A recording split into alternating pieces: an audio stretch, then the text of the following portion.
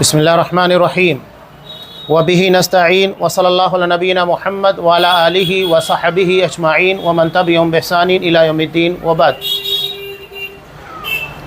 क़ाल अल्लाहु तबारक व तआला अल-यौम अकमलतु लकुम दीनकुम व अतममतु अलैकुम निअमती व रदीतु लकुमुल इस्लाम दीना। व क़ाल नबी सल्लल्लाहु अलैहि वसल्लम मन अहदथ फ़ी अम्रिना हाज़ा मा लैसा मिन्हु फ़हुव रद्द। तमाम किस्म की तारीफ़ात अल्लाह रब्बुल आलमीन वहदहु ला शरीक के लिए लायक व ज़ेबा हैं, जो सारी कायनात का तन्हा खालिक व मालिक है। और बेशुमार दरूद व सलाम हो अल्लाह के आखिरी नबी जनाब करीम मुहम्मद रसूलुल्लाह सल्लल्लाहु अलैहि वसल्लम की दात मुक़द्दसा पर। मोहतरम हाज़रीन, बिदाअत से मुतालिक यहाँ जो बहस जारी है, इसके बिल्कुल आखिर में असर हाज़िर की चंद बिदात की मिसालें दी गई हैं और इसमें 3 मिसालों का तज़किरा है। पहला है मिलादुन नबी सल्लल्लाहु अलैहि वसल्लम के जलसे, दूसरा है जगहों ठिकानों मुर्दा लोगों और उन जैसों से तबर्रुक हासिल करना, और तीसरा है इबादत के मैदान में अल्लाह का क़ुर्ब हासिल करने के लिए बिदअत अंजाम देना। ये 3 अहम मिसालें हैं जो यहाँ पर बयान की गई हैं। अब ये बात तो हर किसी के इल्म में है, जैसा कि पीछे बड़ी तफसील के साथ इन तमाम चीज़ों का तज़किरा हुआ है कि ज़माने के गुज़रने, इल्म के कम होने, बिदात की तरफ दावत देने वालों की कसरत, सुन्नत की मुखालफत और आदात व अतवार में कुफ़ार की मुशाबहत के सरायत कर जाने की वजह से असर हाज़िर की बिदात बहुत ज़्यादा हैं। नबी करीम सल्लल्लाहु अलैहि वसल्लम का ये कौल, जिसे इमाम तिर्मिज़ी रहमतुल्लाह अलैह ने नकल किया कि लतत्तबिउन्न सुनन मन कान क़ब्लकुम, कि तुम लोग अपनों से पहलों के तौर तरीके इख्तियार करोगे। और वो चीज़ आज हम देख रहे हैं, यानी जिस तरह यहूद नसारा कुफ़ार और मुशरिकीन, इन लोगों ने अपने दीन के अंदर बिदात को दाखिल किया, जिसकी वजह से वो शिर्क के अंदर मुलव्विस है और बहुत सारी गुमराहियाँ उन लोगों के अंदर आईं, उसी तरह तुम भी गुमराही का शिकार होगे। अब यहाँ सबसे पहली मिसाल जो बयान की जा रही है असर हाज़िर की, वो है रबीउल अव्वल में मिलादुन नबी की मुनासबत से जलसे मुनक़िद करना। सिर्फ जलसे ही नहीं, बल्कि ख़ास तौर से 12 रबीउल अव्वल को ईद मिलाद के नाम के पर त्यौहार मनाना, जुलूस निकालना और उसमें बहुत सारी खुराफात को अंजाम देना, ये सब उसके अंदर शामिल हैं। अब यहाँ पहली बात कि रबीउल अव्वल ये महीना नबी करीम सल्लल्लाहु अलैहि वसल्लम ने तय किया। अब इस महीने का नाम भी चेंज कर दिया गया। बहुत सारे बिदती इसे रबीउन नूर कहते हैं, यानी नूर का महीना। नबी करीम सल्लल्लाहु अलैहि वसल्लम को नूर से ताबीर करते हैं और इसी बुनियाद के पर इस महीने के नाम को तब्दील कर दिया। इसे रबीउन नूर कहा जाता है, जो कि एक अजीब व गरीब किस्म की बिदअत है जो शरीयत के साथ खेली जा रही है। ये मिलाद जो मनाया जाता है, तो आखिर किस बुनियाद के पर मुसलमानों के अंदर ये चीज़ सरायत की गई? तो इसकी बुनियादी वजह है नसारा से मुशाबहत, यानी जिस तरह नसारा अपने यहाँ पर हज़रत ईसा अलैहिस्सलाम की पैदाइश की खुशी में त्यौहार मनाते हैं, जिसको क्रिसमस कहा जाता है, उसी तरह मुसलमानों ने भी नबी करीम सल्लल्लाहु अलैहि वसल्लम की पैदाइश की खुशी में, मिलाद की खुशी में ये मिलादुन नबी का इंतखाब किया। अब यहाँ लोगों को गुमराह करने के बहुत सारे पैतरे अपनाए जाते हैं और जो अहादीस है, कुरान मजीद की आयत हैं, उनका गलत इस्तेदलाल पेश किया जाता है। जैसा कि सूरह यूनुस की आयत से इस्तेदलाल करते हुए ये कहते हैं कि अल्लाह तबारक व तआला ने आप सल्लल्लाहु अलैहि वसल्लम की आमद के बारे में कहा और उसके बाद तज़किरा किया कि ये खुशी है कि आप सल्लल्लाहु अलैहि वसल्लम को तुम्हारे दरमियान भेजा गया है, लिहाजा खुशियाँ मनाओ। अब सवाल ये होता है कि कुरान मजीद ने आप सल्लल्लाहु अलैहि वसल्लम के आने के ताल्लुक़ से खुशी का इज़हार किया। ये बहुत बड़ी नेमत है कि हमारे दरमियान नबी आए, और इससे बढ़कर नेमत क्या हो सकती है? लेकिन क्या अल्लाह के रसूल सल्लल्लाहु अलैहि वसल्लम का आना उस दिन त्यौहार मनाया जाए, या आप सल्लल्लाहु अलैहि वसल्लम की खुशी को ज़िंदगी के हर लम्हे के अंदर महसूस किया जाए? اب یہ جو کہتے ہیں کہ اللہ کے رسول صلی اللہ علیہ وسلم کے آنے کی خوشی منانا چاہیے، تو انسان کو اپنے بارے میں خود غور کرنا چاہیے۔ اللہ نے تمام انسان اور جنات کو کیا کہا؟ وَمَا خَلَقْتُ الْجِنَّ وَالْإِنسَ إِلَّا لِيَعْبُدُونَ، کہ میں نے جن اور انسوں کو محض اپنی عبادت کے لیے پیدا کیا۔ اب جب اللہ نے تمام لوگوں کو اپنی عبادت کے لیے پیدا کیا تو اب یہاں کیا عبادت ہم ہمیشہ کرتے رہیں گے؟ سوتے جاگتے صرف عبادت کرتے رہیں گے؟ اور عبادت کے طور طریقے ہم کو کون بتائے گا؟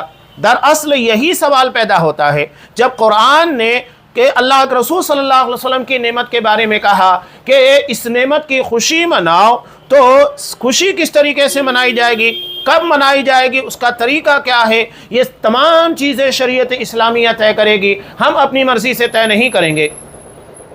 جس طرح اللہ نے ہم کو عبادت کے لیے پیدا کیا، اب عبادت کی کتنی قسمیں ہیں، کون کون سی ہے، نماز، روزہ، حج، زکوٰۃ، تو یہ تمام عبادات شریعت طے کر رہی ہے کہ ہاں فلاں فلاں چیز عبادت ہے۔ ہم اپنی مرضی سے کسی چیز کو عبادت نہیں بنا سکتے، ہم اپنی مرضی سے عبادت کے طور طریقے اختیار نہیں کر سکتے۔ اب ایک آسان سی اور سیدھی سی مثال بدعات کے رد میں دی جاتی ہے، ہر مسلمان کو اس مثال کو یاد رکھنا چاہیے، انشاءاللہ تمام بدعات کے رد کے لیے یہی ایک بات کافی ہے۔ اللہ کے رسول صلی اللہ علیہ وسلم نے ایک عام چیز بیان کی، من احدث فی امرنا ھذا ما لیس منہ فہو رد، کہ جس نے ہمارے دین میں کوئی ایسا عمل، کوئی ایسا طریقہ اختیار کیا جس پہ ہمارا حکم موجود نہیں تھا، وہ مردود ہے، وہ رد کیا جائے گا، اس کو ٹھکرا دیا جائے گا۔ اور اس کے ساتھ آپ نے یہ بھی کہا، بخاری مسلم دونوں کی روایت میں، من عمل عملا لیس علیہ امرنا فہو رد، جس نے کوئی بھی ایسا کام کیا جس پر ہمارا حکم نہیں، وہ مردود ہے۔ اب یہاں بات بالکل واضح ہو گئی کہ کوئی بھی عمل جب تک نبی کا حکم نہیں آ جاتا ہم اس کے اوپر عمل نہیں کر سکتے، نبی کا آرڈر ہونا ضروری ہے، اور اسی طرح اس عمل کے لیے نبی کریم صلی اللہ علیہ وسلم کی سنت، آپ کا طریقہ ہونا، موجود ہونا ضروری ہے۔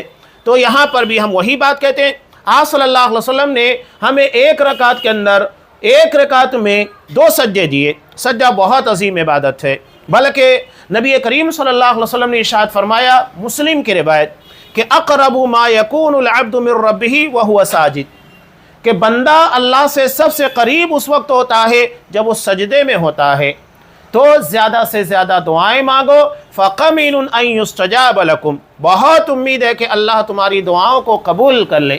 تو اب یہ سجدہ اتنی عظیم عبادت، بندہ سجدے کی حالت میں اللہ کے سب سے قریب ہو جاتا ہے، تو کیا اس بنیاد کے پر ہم ایک رکعت میں 2 کے بجائے 3 سجدہ کریں گے، یا 3 کے بجائے 4 کریں؟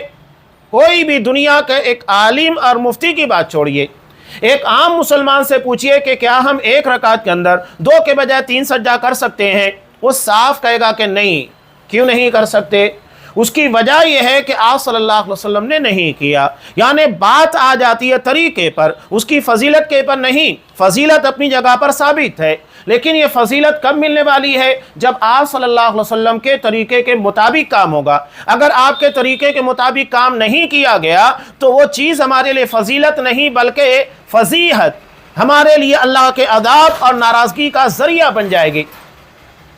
کتنے واضح طور پر قرآن مجید نے کہا سورہ نور کے آخر میں، فَلْيَحْذَرِ الَّذِينَ يُخَالِفُونَ عَنْ أَمْرِهِ، کہ ان لوگوں کو متنبہ کیا جا رہا ہے جو نبی کریم صلی اللہ علیہ وسلم کے حکم کی مخالفت کرتے ہیں، کہ ان تصیبہم فتنہ او یصیبہم عذاب علیم، کہ کوئی فتنہ، کوئی آزمائش انہیں آ گھیرے یا دردناک عذاب میں ان لوگوں کو مبتلا کر دیا جائے۔ یہ نبی کی مخالفت ہے، اور نبی کی مخالفت کب ہوگی؟ جتنا نبی نے بتایا ہم اس سے زیادہ کریں یا اس میں کمی کریں، یا جتنا نبی کریم صلی اللہ علیہ وسلم نے بتایا اس میں زیادتی یا کمی کرے، یا آپ صلی اللہ علیہ وسلم کے طریقے سے ہٹ کر کام کرے۔ یہی تو دراصل مخالفت ہے۔ مخالفت کب ہوگی؟ جب اللہ کے رسول نے جتنا بتایا اس سے زیادہ کریں۔ اب آپ صلی اللہ علیہ وسلم نے ایک رکعت کے اندر 2 سجدہ کرنے کا حکم دیا، 3 کریں مخالفت ہے، 1 کریں تب بھی مخالفت ہے۔ تو یہی مسئلہ ہے، جب ایک رکعت میں 2 کے بجائے 3 سجدے نہیں ہو سکتے، اس لیے کہ وہ نبی کے طریقے کے خلاف ہے، تو پوری عبادتیں، چاہے وہ میلاد النبی کا تہوار ہو جسے تیسری عید کے طور پر منایا جاتا ہے، وہ بدعت ہے۔ اللہ کے رسول صلی اللہ علیہ وسلم نے 2 ہی عیدیں دی اور 2 کے علاوہ کسی تیسری عید کا وجود نہ تو نبی کے زمانے میں تھا اور نہ نبی کریم صلی اللہ علیہ وسلم کے بعد اصحاب کرام یا تابعین کسی نے نہیں منایا۔ حضرت امام مالک رحمۃ اللہ علیہ کا بہت پیارا قول، اور اس قول کو ہر شخص کو یاد رکھنا چاہیے۔ انہوں نے آپ صلی اللہ علیہ وسلم کی سنت کی اہمیت اور بدعت کے رد میں جو بات کہی، اس سے شاندار بات نہیں ہو سکتی۔ وہ کہتے ہیں فما لم یکن فی عہدہ دینا لا یکون اليوم دینا، کہ جو چیز نبی اور صحابہ کے زمانے میں دین کا حصہ نہیں تھی وہ آج دین کا حصہ نہیں ہو سکتی۔ یعنی کسی بھی عمل کے بارے میں یہ دیکھنا ہوگا کہ وہ اللہ کے رسول صلی اللہ علیہ وسلم کے زمانے میں، صحابہ کے زمانے میں تھا کہ نہیں تھا۔ اگر وہاں موجود ملتا ہے وہ ہمارے لیے سنت ہے، اگر وہاں موجود نہیں ہے تو وہ بدعت ہے، اس سے بچنا چاہیے۔ ہر خطبہ جمعہ میں، حالانکہ اللہ کے رسول صلی اللہ علیہ وسلم کے سامنے کوئی بدعت ہی نہیں تھا، اس کے بعد بھی آپ صلی اللہ علیہ وسلم ہر جمعہ کے اندر یہ خطبہ مسنونہ کے اندر کہا کرتے تھے کل بدعت ضلالہ وکل ضلالۃ فی النار، ہر بدعت گمراہی ہے اور ہر بدعت جہنم میں لے کر جانے والی ہے۔ حالانکہ آپ کے سامنے موجود لوگ کون تھے؟ متبعین سنت، نبی کے ایک عمل کی مخالفت نہیں تھی، سب آپ صلی اللہ علیہ وسلم کے ایک ایک طریقے کو غور سے دیکھتے، اسی کو فالو کرتے، نہ اس میں کوئی کمی ہے نہ کوئی زیادتی ہے، جتنا نبی نے بتایا اسی کے مطابق کام کر رہے ہیں۔ تو یہ جو ہمارے یہاں پر عبادت کے نام کے پر بہت ساری بدعات کو اختیار کیا گیا، اس میں ربیع الاول کے اندر 12 تاریخ کو میلاد النبی ہے، جسے عید کے طور پر منایا جاتا ہے۔ یہ بڑی خطرناک قسم کی بدعت ہے جس میں بہت ساری اور بھی خرافات اور شرکیات شامل ہو جاتی۔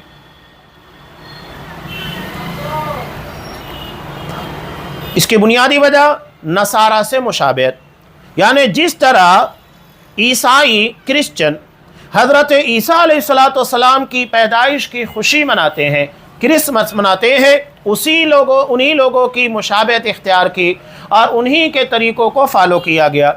ایک بات ہمیشہ یاد رکھنا چاہیے، اللہ نے ہمیں سونا بنایا ہے 24 کیرٹ کا، اور کبھی ایسا نہیں ہوتا ہے کہ سونے کے پر پیتل کی پالش کی جائے، ایسا نہیں ہوتا ہے۔ اگر کوئی کرے گا تو لوگ کہیں گے دیکھو پاگل ہے۔ عام طور سے یہی ہوتا ہے کہ پیتل کے پر یا دیگر چیزوں کے پر سونے کی پالش کی جاتی ہے، اس لیے کہ سونا اہمیت رکھتا ہے۔ اللہ نے ہمیں جو دین عطا کیا اس میں کوئی ملاوٹ نہیں ہے، صاف کا الیوم اکملت لکم دینکم، آج میں نے تمہارے لیے تمہارا دین مکمل کر دیا، واتممت علیکم نعمتی، نعمتوں کو بھی کامل کر دیا، پوری نعمتوں کے ساتھ تمہیں دین عطا کیا ہے، اب اس میں کسی قسم کی کوئی کمی نہیں ہے۔ اب اگر کوئی شخص دین کے نام کے پر کوئی عبادت، کوئی تہوار یا میلاد النبی اختیار کرتا ہے، دراصل نعوذ باللہ وہ آپ صلی اللہ علیہ وسلم کے پر خیانت کا الزام لگاتا ہے۔ یہی بات حضرت امام مالک رحمۃ اللہ علیہ نے کہی، اور حضرت عائشہ رضی اللہ تعالیٰ عنہ نے بھی کہی کہ اگر کوئی شخص دین میں کوئی نیا طریقہ، نئی عبادت ایجاد کرتا ہے تو حقیقت میں وہ نبی کریم صلی اللہ علیہ وسلم پر خیانت کا الزام لگاتا ہے، جبکہ قرآن مجید نے آپ کو کہا یا ایھا الرسول بلغ ما انزل الیک، کہ اے رسول اللہ نے جو بھی آپ کو عطا کیا ہے پہنچا دو۔ اور آپ صلی اللہ علیہ وسلم نے حجۃ الوداع کے موقع پر تمام صحابہ سے اس بات کی گواہی لی تھی، الا هل بلغت، کہ کیا میں نے اللہ کا دین تم لوگوں تک پہنچا دیا، اس میں کوئی کمی رکھی، کوئی کاٹ کسر کی؟ نہیں، تمام صحابہ نے ایک زبان ہو کر کہا بلغت وادیت یا رسول اللہ، کہ اللہ کے رسول آپ نے صرف اللہ کا دین پہنچایا نہیں بلکہ اس کا حق ادا کیا۔ یہ آپ صلی اللہ علیہ وسلم کی محنت ہے۔ اب اگر کوئی شخص آپ صلی اللہ علیہ وسلم کے دین میں کوئی نیا طریقہ، نیا عمل یا کوئی اور عبادت لے کر آتا ہے، دراصل وہ ثابت کرنا چاہتا ہے نعوذ باللہ کہ اللہ کے رسول نے خیانت کی، یہ بھی دین کا حصہ تھا اور آپ صلی اللہ علیہ وسلم نے نہیں بتایا۔ تو ٹھیک ہے، اگر آپ صلی اللہ علیہ وسلم نے اس کو اختیار نہیں کیا، صحابہ نے اختیار نہیں کیا، تو سوال یہ پیدا ہوتا ہے کہ تمہارے پاس کہاں سے آیا؟ کس نے تمہیں یہ چیز لا کر دی جو نہ قرآن کے اندر موجود ہے، نہ حدیث کے اندر موجود، نہ صحابہ کے عمل کے اندر موجود؟ تو تمہارے پاس آئی کہاں سے؟ کیا تم نعوذ باللہ اس بات کا دعویٰ کر رہے ہو کہ تمہارے پر حضرت جبرائیل آتے ہیں، تمہارے پر بھی دین اور شریعت نازل ہوتی ہے؟ آج بھی نبوت کا سلسلہ جاری ہے، رسالت موقوف نہیں ہوئی ہے، نبی کے بعد ایک اور نبی نیا آنے والا ہے۔ تو پھر قادیانیت کے بارے میں آپ کیوں کہتے ہیں کہ قادیانی گمراہ ہے، کافر ہے؟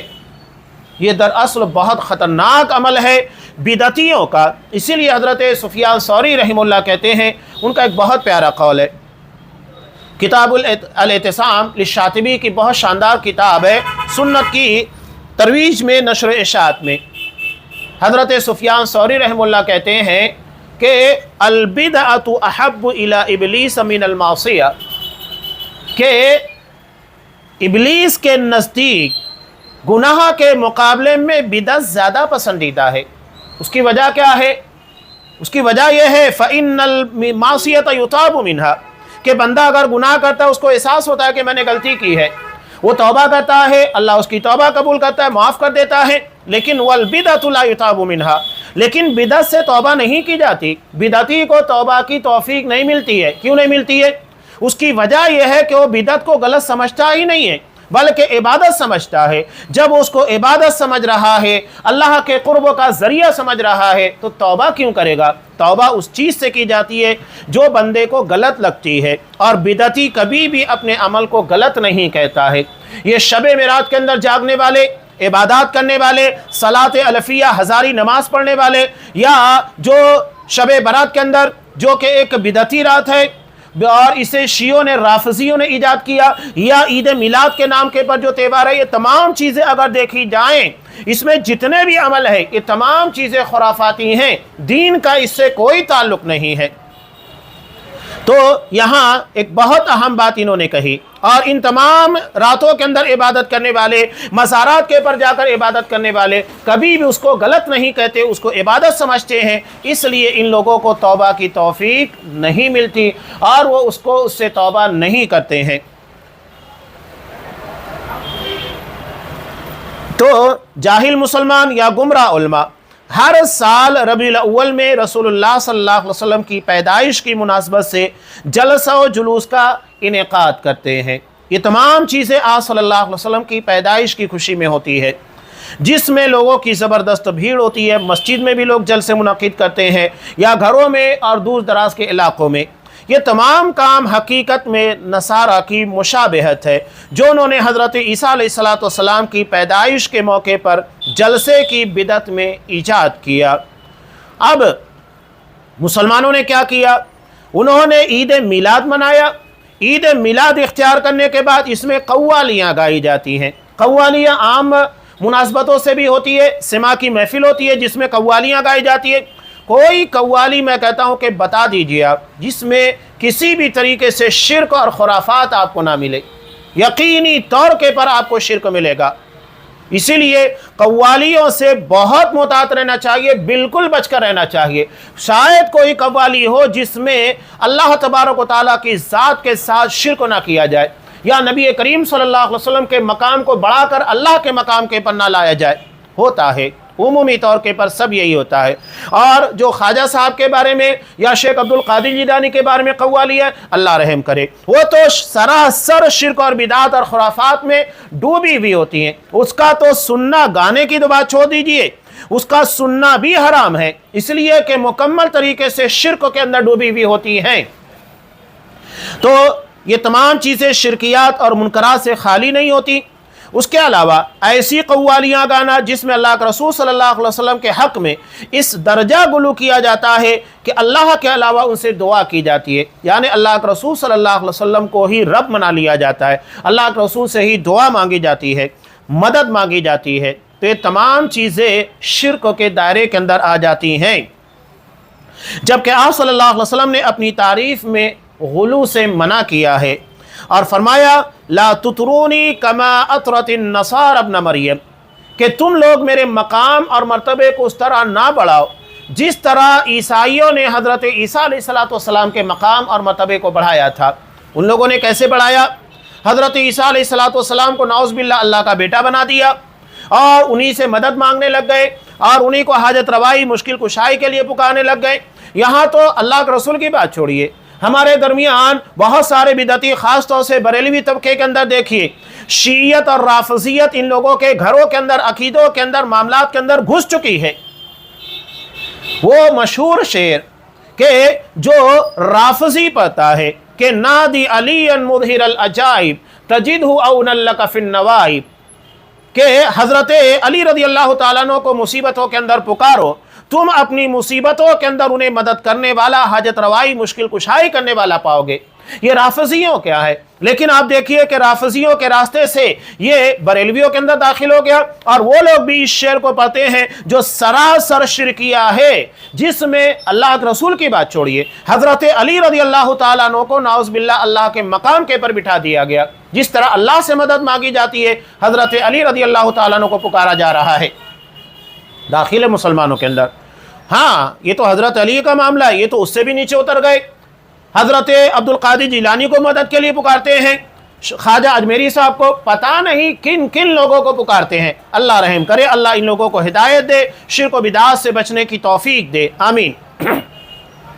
तो अल्लाह के रसूल ने कहा कि जिस तरह नसरानियों ने हज़रत ईसा अलैहिस्सलाम के मकाम को बढ़ाया, तुम लोग मेरा मकाम उस तरीके से मत बढ़ाना। मैं अल्लाह का बंदा और उसका रसूल हूँ, यानी अबदियत के मकाम से मुझे ऊपर मत उठाना, बंदगी के मकाम पर ही रखना। ये नहीं कि आप नाउज़ बिल्लाह रबीउन नूर के हिसाब से नूर बन गए हैं।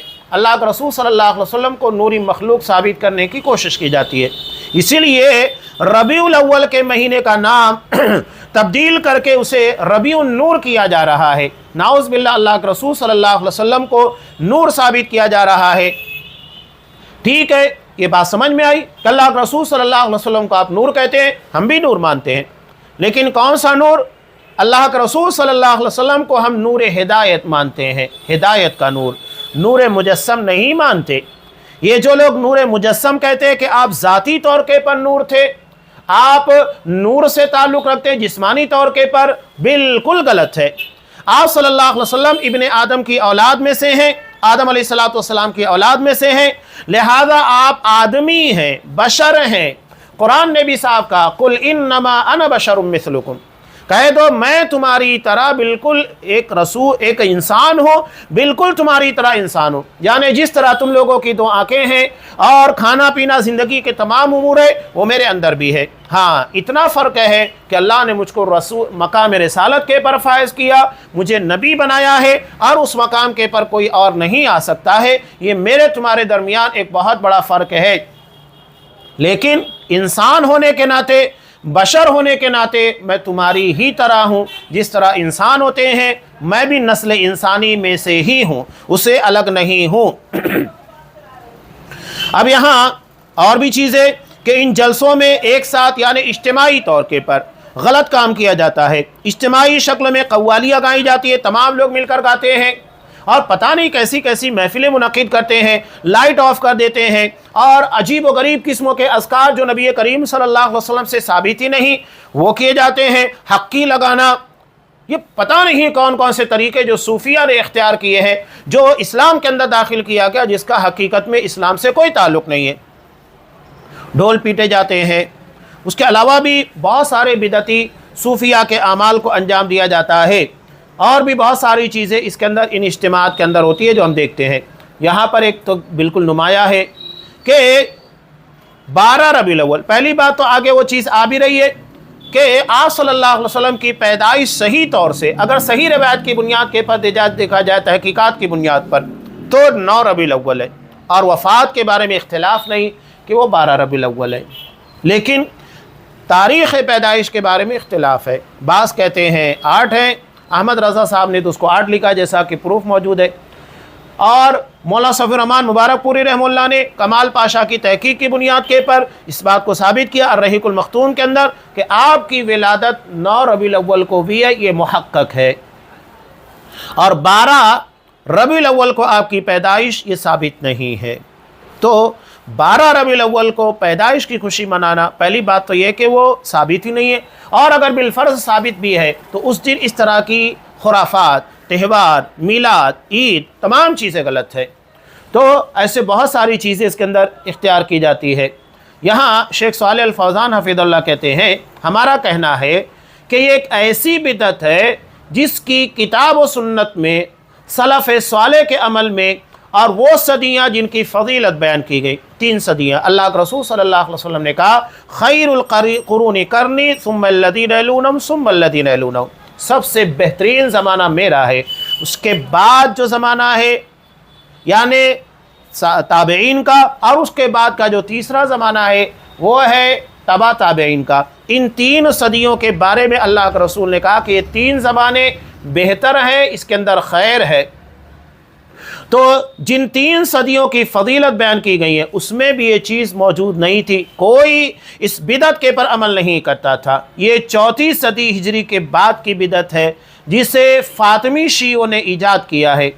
इमाम अबू हफ्स ताजुद्दीन अल-फ़ाकिहानी रहमतुल्लाह अलैह फरमाते हैं कि अम्मा बाद, इज्तिमा में शिरकत करने वाली एक जमात की तरफ से बार बार ये सवाल पेश किया गया, जिसे बाज़ लोग रबीउल अव्वल के महीने में मनाते हैं और उसे मीलाद का नाम देते हैं, क्या इसकी दीन में कोई असल है? ये सवाल उनके पास आया और उन्होंने उसका जवाब तफसीली तौर पर तलब किया है। मैं कहता हूँ अल्लाह की तौफीक से मुझे किताब व सुन्नत में इसकी कोई असल नहीं मिली और ना ही उलमाए उम्मत में से किसी ने इसकी नकल को पेश किया है। यहाँ बिल्कुल साफ तब करें कि ना ही उलमाए उम्मत में से किसी ने इसे नकल किया, कहीं नहीं, ना असल मौजूद है ना इसकी नकल मौजूद है। जो कि दीन में हमारे रहनुमा हैं, जो अपने से पहलों के आसार को मजबूती से थामे हुए हैं, बल्कि ये बिदत है जिसे बातिल लोगों ने ईजाद किया, जिससे खाने वालों की नफ्सों की शहवत पूरी होती है। ये रिसाला अल मौरिद फ़ी अमल अल मौलिद के अंदर है, जिसको यहाँ पर नकल किया गया है। इसके बाद शेखुल इस्लाम इब्न तैमिया रहमतुल्लाह अलैह के कौल को नकल किया। ये फरमाते हैं इसे बाज़ लोगों ने या तो नसारा की मुशाबहत में ईजाद किया है, यानी उन लोगों की देखा देखी जो ईसा अलैहिस्सलाम का मीलाद मनाते हैं, या नबी करीम सल्लल्लाहु अलैहि वसल्लम की महब्बत में बतौर ताज़ीम।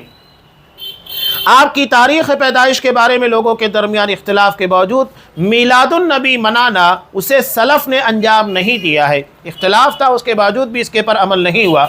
और अगर ये खैर होता या बेहतर होता तो सलफ़ इस बात के हमसे कहीं ज़्यादा मुस्तहिक थे। आपकी एक एक सुन्नत, आपके एक एक अमल, यहाँ तक कि हज़रत अब्दुल्लाह बिन उमर रज़ियल्लाहु ताला अन्हुमा जो मुत्तबे सुन्नत के नाम से मशहूर हैं, आप सल्लल्लाहु अलैहि वसल्लम तिरमिज़ी की रिवायत में उसी मकाम के पर ये क़ज़ाए हाजत के लिए उतरा करते थे जहाँ अल्लाह के रसूल सल्लल्लाहु अलैहि वसल्लम उतरा करते थे। इतनी ज़्यादा आपकी पैरवी, हालांकि ये उन उमूर में नहीं आता है कि जिसकी हम पैरवी करें, लेकिन आप सल्लल्लाहु अलैहि वसल्लम की मोहब्बत का तकादा ये था। तो सहाबा जो आप की सुन्नत के इस कदर मुतलाशी हरीस, उसके मुताबिक अमल करने वाले किसी ने नहीं किया। इसका मतलब ये है कि चीज़ साबित ही नहीं है, वरना सबसे पहले अगर ये चीज़ साबित होती तो आप सल्लल्लाहु अलैहि वसल्लम और आपके सहाबा उसे मनाते। वही कह रहे हैं। और अगर ये खैर होता या बेहतर होता तो सलफ़ इस बात के हमसे कहीं ज़्यादा मुस्तहिक थे, इसलिए कि वो नबी करीम सल्लल्लाहु अलैहि वसल्लम की मोहब्बत और ताज़ीम में हमसे कहीं ज़्यादा बेहतर थे और खैर के मामले में ज़्यादा हरीस। उनकी मोहब्बत और ताज़ीम आपकी इत्तिबा, इताअत, आपके हुक्म की पैरवी और आपकी सुन्नत को ज़ाहिरी व बातनी तौर पर ज़िंदा करने में थी और उन चीज़ों को फैलाने में थी जिसे आपको देकर भेजा गया था, और उसके लिए दिल, हाथ और ज़बान से कोशिश करने में थी। यही वो तरीका है जिसे मुहाजिरीन और अंसार में से साबिक़ून अल-अव्वलून ने और जो अच्छे तरीके से उनकी पैरवी करने वाले उन्होंने अपनाया। यहाँ ये बात बिल्कुल साबित हो जाती है कि ये जो मीलाद मनाया जाता है ये अपनी जगह के पर खुले तौर के पर दीन में धांधली है, बिदअत है और इससे बचना चाहिए। इसके पर अमल करने से सवाब के बजाय हमें नुकसान मिलता है। ये पहली मिसाल थी असर हाजिर की। अब 2 मज़ीद मिसालें रह गई है, इंशाअल्लाह उसी के पर इस किताब को मुकम्मल भी किया जाएगा। दूसरा है जगहों, ठिकानों और ज़िंदा मुर्दा लोगों से तबरुक हासिल करना और इबादत के मैदान में अल्लाह के तकर्रुब के लिए बिदअत अंजाम देना। ये 2 अहम उन्वान और बाकी रह गए। इंशाअल्लाह आइंदा दर्स में तफसील के साथ इन तमाम चीज़ों को पेश किया जाएगा। अल्लाह हमें किताब व सुन्नत को समझने, उसमें जो अहकामात दिए गए हैं उन्हें पढ़ने, समझने और उसके तकादों को पूरा करने की तौफीक दे और हर किस्म के शिर्क, बिदात, खुराफात से उम्मत मुहम्मदिया की हिफाजत फरमाए। आमीन व आखिर दावाना अनिल हम्दुलिल्लाहि रब्बिल आलमीन।